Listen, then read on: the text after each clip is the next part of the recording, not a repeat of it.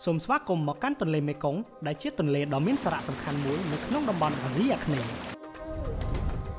ថ្ងៃនេះយើងមានបេសកកម្មមួយដែលមិនធ្លាប់មានគឺធ្វើដំណើរផ្សងព្រេងតាមដងទន្លេមេគង្គជាមួយនឹងយើងទាំងពីរនិងភ្ញៀវកិត្តិយសផ្សេងទៀតនឹងនាំលោកអ្នកទៅស្វែងយល់ឲ្យកាន់តែច្បាស់អំពីការកកើតភូមិស្រុកការតាំងរាជធានីបុរាណចំនួនដើមនិងវប្បធម៌របៀបរបបនៃការរស់នៅរបស់ប្រជាជនតាំងពីចំណុចចាប់ផ្ដើមទន្លេមេគង្គកម្ពុជារហូតទៅដល់ចំណុចបញ្ចប់នៃទន្លេមេគង្គនៅក្នុងប្រទេសកម្ពុជា